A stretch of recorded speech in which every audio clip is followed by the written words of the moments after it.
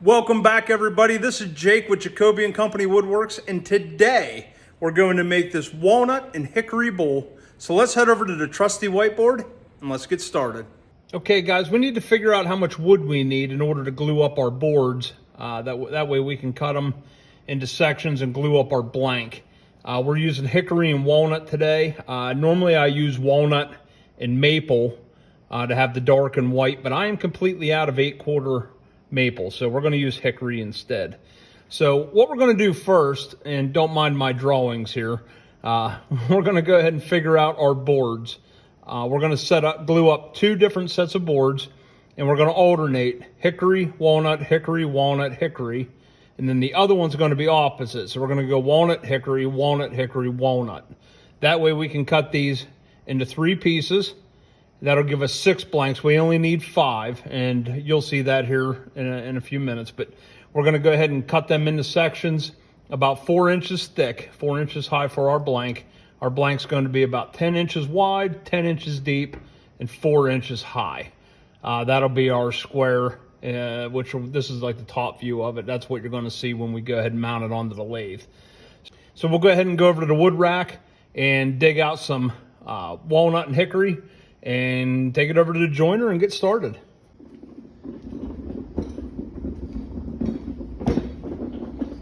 Okay, so here we have, let's see, we got some 8/4 walnut.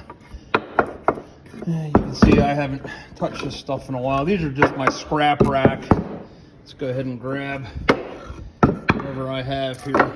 Walnut, 8/4, and that looks like some hickory. Let's grab our hickory and let's take it over to the bench. All right, so we have our wood laid out here. We've got our hickory and our walnut. Our hickory is 6 inches wide, so we can get 3 2-inch strips out of each of these boards. If you remember from our trusty whiteboard, we need 5 pieces of each in order to glue up. So we're gonna do 3 and 2, 2 and 3, okay? So we'll go ahead and take these over to the joiner. We're gonna run these, get a face flat, flip it up, do an edge. Remember, frowny downy, that way that board isn't rocking on your joiner. We'll go ahead and run them. This walnut has already been ran prior, however, it's been sitting a while, so I'll just go ahead and clean it up one quick pass. Take it over to the table saw and we'll rip our 2-inch strips. Let's get it.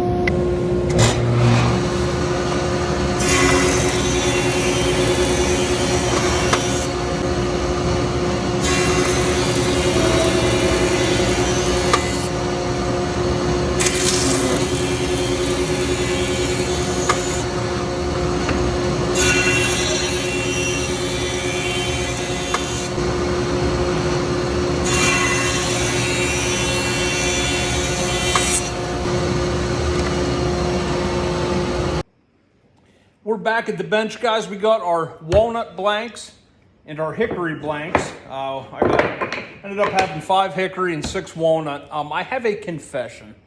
My blanks are not 2 inches by 2 inches like we kind of discussed in the beginning. Mine ended up being 1.5 by 1.5. So not a big deal. Rather than scrap the project, I'm just going to move forward with 1.5 by 1.5. The glue ups are going to be the same, 5 pieces, 5 pieces. We'll cut them, flip them, and glue them together into our blank. I screwed up. Yes, even I make mistakes. And I cut one of the walnut strips wrong, and I wouldn't have enough if I kept with the 2 inches. So we're just going to move forward and go ahead and lay out our pieces with 1.5 by 1.5 and glue them up. So our first blank's going to be walnut, hickory, walnut, hickory, walnut. And then the next blank's going to be opposite. So we're going to do hickory, walnut, hickory, walnut, hickory. Screwing myself up. It's been a long day, guys. So we're going to go ahead and get these glued up. Let's get some clamps on these, and we'll move forward with the next step.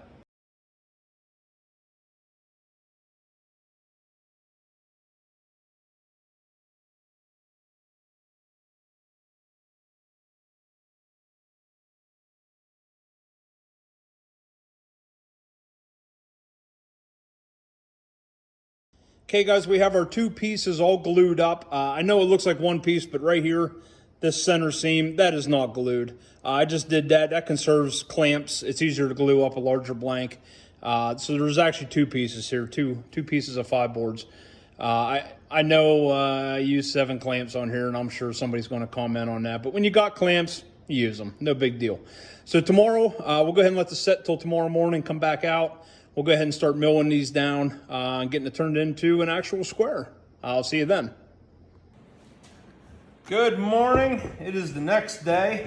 We're going to go ahead and get these clamps off, get these blanks cleaned up. We have a lot of glue squeeze out. We'll scrape that off, get them cleaned up, a little bit of sanding, and then we'll be ready to go ahead and move over to the chop saw.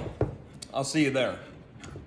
All right, guys, we're back at the chop saw station. What I did, I marked 4 inches on this first blank. We got it all cleaned up here. 4 inches, and I set up a temporary sacrificial piece of wood with a couple clamps as a stop, so I don't have to measure every piece. So we'll just go ahead and run these through and cut these pieces.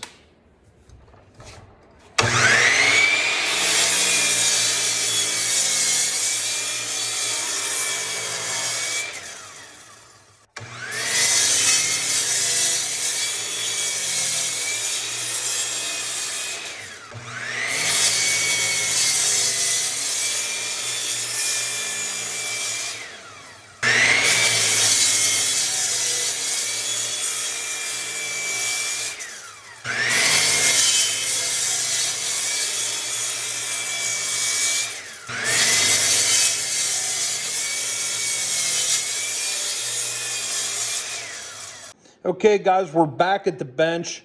We just finished up over at the chop saw cutting these into our 4-inch pieces. And I want to show you a good example of why sometimes it's okay to cut a few extra pieces. We only needed 5. Obviously, I have 6 here. But if you look at this one piece, we got a pretty bad crack in that walnut that I didn't notice until just now. So we're going to go ahead and not use that piece. It would probably turn out, being it's on the end. But we're just going to go ahead. We have 5 good pieces here. Let's go ahead and organize these. So we're going to do one of the other. And that's going to give us our checkerboard pattern here. As you can see, we'll get them lined up. Let's go ahead and get some glue on this, get it back in the clamps, and let that set here for the better part of today. Maybe this evening I can get that back out, and we can get her chucked up in the lathe.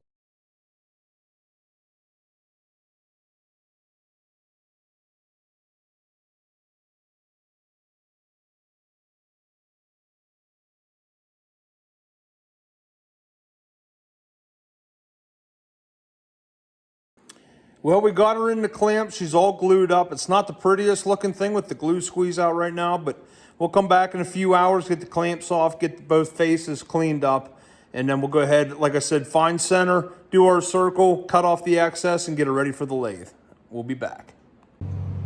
All right, guys, we got this out of the clamps. We're back at the bench. We're gonna find center. That way we can swing an arc for our circle and then take it over to the bandsaw and cut that extra off. That way we don't have to do all that at the lathe. So we're just going to connect the corners here to find center. All right, there we go. Let's go ahead and take our calipers here. Go ahead and swing our arcs. Just don't have to be perfect.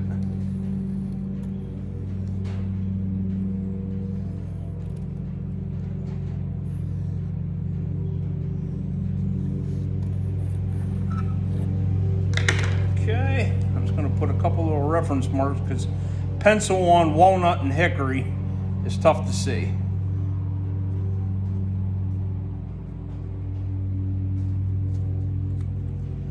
Okay, there we have it. Let's go ahead and take it over to the bandsaw and cut our outline.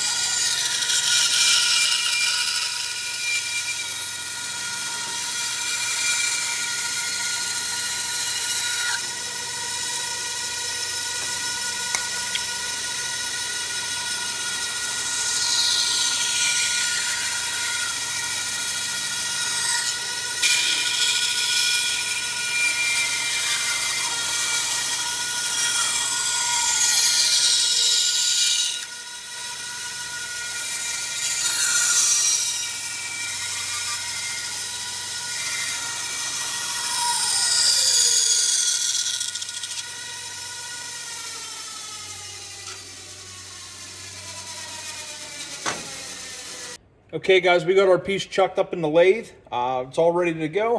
I'm going to be using a carbide cutter. I'm not very good with bowl gouges. I've tried them. I have some really nice bowl gouges, and I'm just not good with them. I don't know if it's, I don't know how to sharpen them properly or what it is, my technique probably. But I love these carbide cutters. If you're thinking about getting a lathe or have a lathe and don't like bowl gouges also, try these carbide cutters out. These are great. So what we're going to do is go ahead and get this round. Right now, if I turn it on,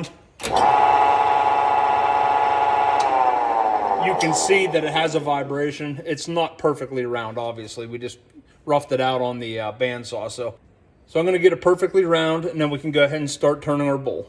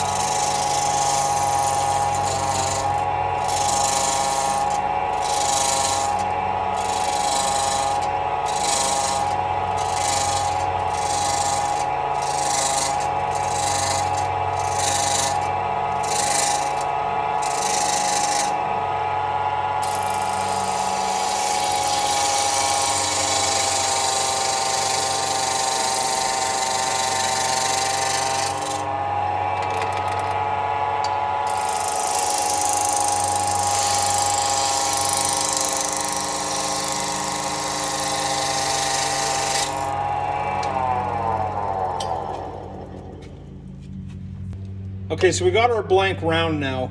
You probably saw me put my tool on top of this while it was turning. What I'm checking for is if it's not in round, you're gonna have a flat spot, even a little spot, and it'll make your tool jump. You'll see that vibration. But whenever it's in perfect round, your tool will stay nice and smooth on there. So that's how I know I'm in round. So I'm gonna put you on time lapse. Enjoy, I'm gonna get turning.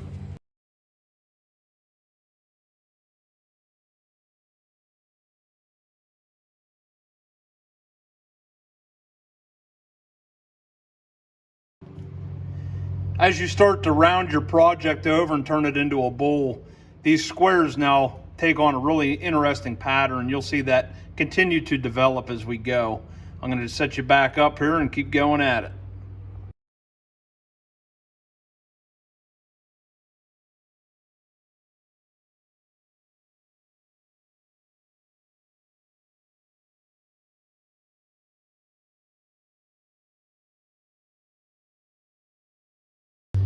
Okay, so we have the rough shape that I'm looking for the outside. I like always putting a little bit of a flange on my bowl. I just like that. Maybe you don't, that's fine. You can do whatever you want. This is the creative part of the project. So at the bottom here, I cut 1.5 inch tenon, and that's gonna go into the chuck. We're gonna take the center off here, mount that into a chuck. That way I can go ahead and get rid of the tailstock. But before I do that, I'm going to turn as much material out of the inside of the bowl with the tailstock on. It's a lot sturdier with the tailstock rather than not having a tailstock on there and using the chuck. So let's get some of that material hogged out of there.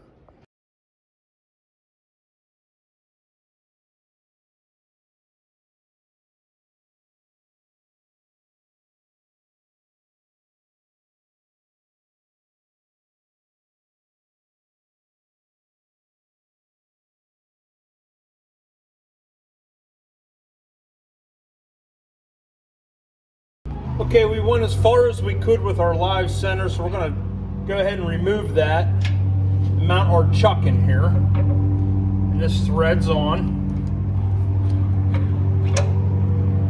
And then on the back of the bowl is that 1.5 inch tenon. Slide that in there into the chuck, tighten it down, and this self-centers the piece.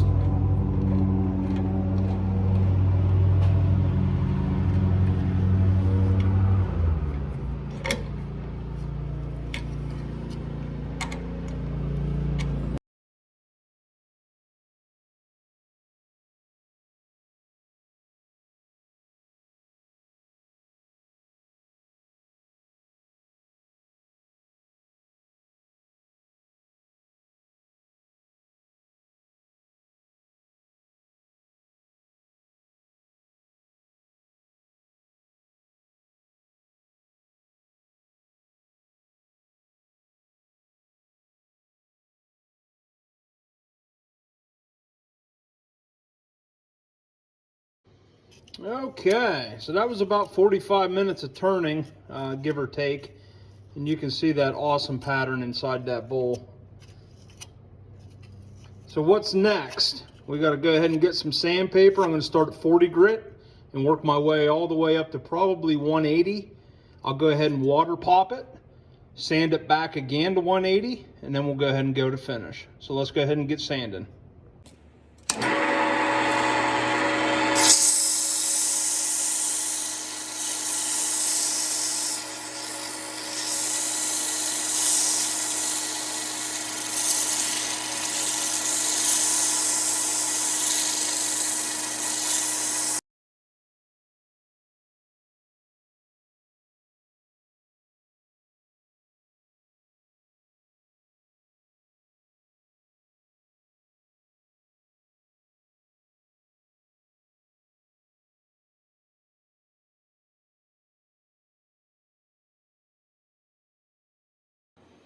Okay, we went ahead and sanded it, water popped it, sanded it again. Now we're ready for some finish. I'm going to use some just food grade mineral oil. Just put it on with a rag. Low speed.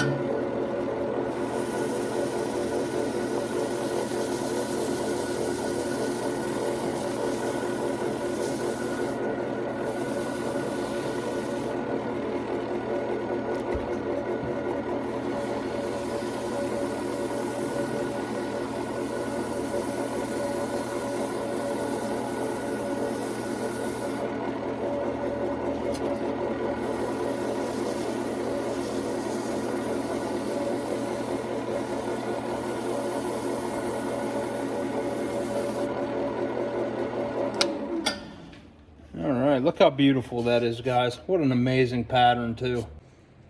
All right, we're back at the bench. I need to apologize. I thought I had the camera running.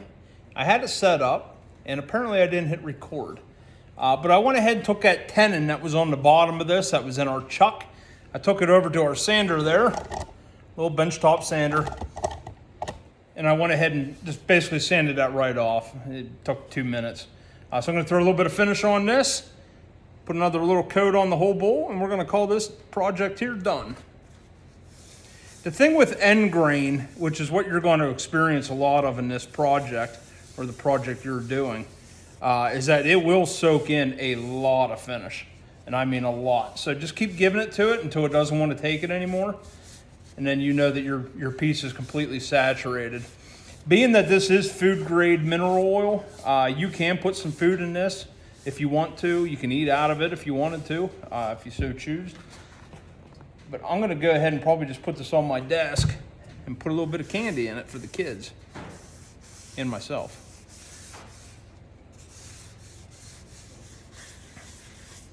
Okay guys, there you go. One completed bowl. Look how cool that is. We'll just let this dry. It'll soak that mineral oil in. And then every maybe, I don't know, month, 2 months, you can wipe a little coat on it if it looks dry, just to keep it up. If you use it a lot, if you do eat out of it, put fruit in it, stuff of that nature, you might need to do it more frequent, like a cutting board.